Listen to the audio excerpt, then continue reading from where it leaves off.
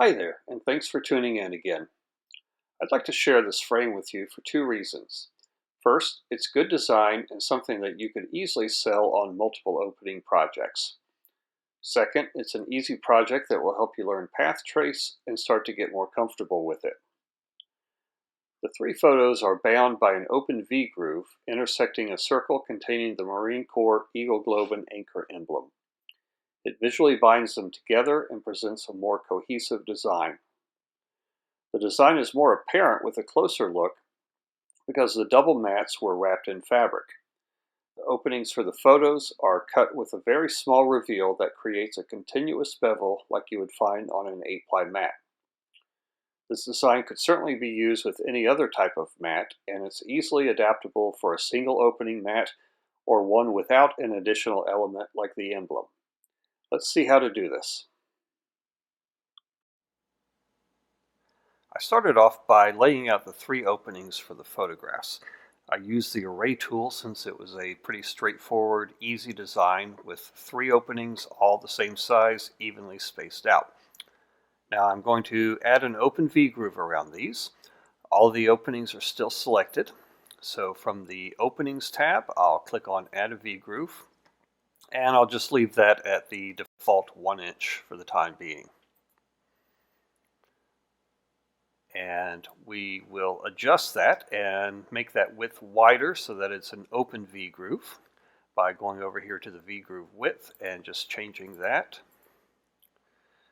And about 5/16 looks good, but I want to bring that in just a hair closer to the openings.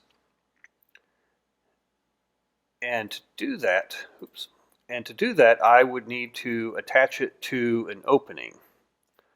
However, if I choose any one of the openings, it's going to go around just one of the openings. It doesn't want to be around all three of those like that. So I'm going to undo that and attach it to the mat itself. And now it's an inch away from the outside of the mat, but no problem. We'll just increase that and just bring it in a bit until it's pretty much where I want it to be. Okay, so that's taken care of, and we just need a circular opening for the Eagle Globe and Anchor, and that will just be a single layer mat, and let's make that 1.25 inches, and this will just snap to that center line, and I'm just going to bring it down and then do my final fine adjustments using the up and down arrow buttons. Okay, so there we go. So that looks good. Now, it would seem like we should be able to just merge these openings together. To do that, we would just hold down the Shift key and select the Open V groove. The circle is already selected. And go to Advanced and click on Group Selection. That's not what we want, though. It does something a little bit odd, and there's just really no way around it right here. So to take care of that, we'll take that into Path Trace. So to take that into Path Trace, we'll go to the Cut screen, and I'm going to deselect Cut the Outside, just so that we have a little bit less stuff to deal with, and click on Trace, and that'll take us into the Trace program. Now we just need to do a little bit of editing and remove a few parts that we don't want. The first thing you might notice is that the inner portion of the open V-groove is a red bevel rather than the blue that indicates a normal 45-degree regular bevel that you usually use. What that means is that that is set as a drop. For now, we won't worry too much about that.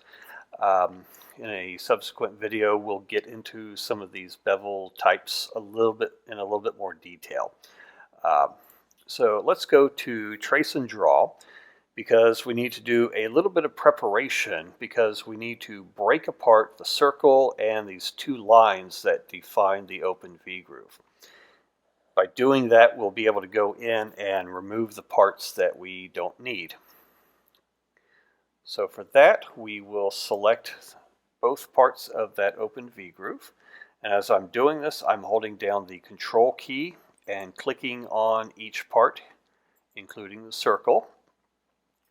And over here in the edit area, we will click on break. And that will break apart all those lines in the areas where they overlap, and that'll allow us to go in and select just the portions that we want to erase. And when you're doing some of this work, it can get to be a little bit difficult because there are very small pieces that you're working with and it's hard to see what you're doing. Over here are some magnification tools. This first one here will allow you to draw a box around the area you're interested in, and it will zoom in and give you a much better view. So as the old joke about carving a duck decoy says, take a block of wood and carve away all the pieces that don't look like a duck. So we're going to carve away all the pieces here that don't look like what we want.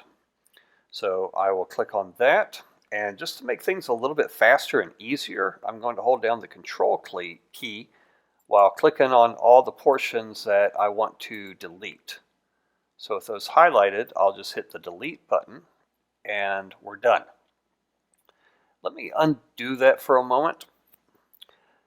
In the older versions of the software, it works a little bit differently. Over here in the drawing and editing area, there is a button to erase, and you would simply click on that and everything that you click on will do that action. So I would click on erase and then click on that and it would disappear. This is just a little bit different. You need to select the pieces that you want to work with and then perform that action. I'm just selecting those and hitting the delete key. Okay, now it looks like a duck. Now, before this can cut, we need to join these back together and tell the wizard what they are and where we want to have them cut. So I'll just click on that, and holding down the Control key to select that, I'll go up to Edit and Auto Join Segments. And we know it worked because when I clicked on that, the entire thing turned white rather than just the portions. And it actually did that to this part also. Saved us a little step. Okay, so now we just need to tell the wizard what these things are and what sort of bevel and on what layer we want to cut these. So to do that, we'll go to Set Bevels. And looking at layer number 1, the bottom, we have the 3 openings here, these 3 objects, and that's fine. We don't need to do anything there. On the second layer, we have the 3 openings for the photos. We didn't do anything with those, so we don't need to worry about that. So this outer portion here, I want that set as a normal 45-degree bevel. So just click that and you see how it turns blue. And this inner portion, as I mentioned before, we want that set as a drop. Again, let's not get too worried about the details of that at the moment. And we just click Set, and there we go. And as we go back and forth between these 2 layers, you can see exactly what is going to be cut on which layer. And at this point, there's nothing left to do other than to go to the cut screen and follow the directions by placing the bottom mat face down and let it cut. And then it will go to layer number 2 and cut that. Okay, so that's really all there is to that. It's a pretty easy, quick, and straightforward path trace project. A good way to start dipping your toes in those waters and get comfortable with it. And as always, if you have any questions or comments, just leave them below in the comment section.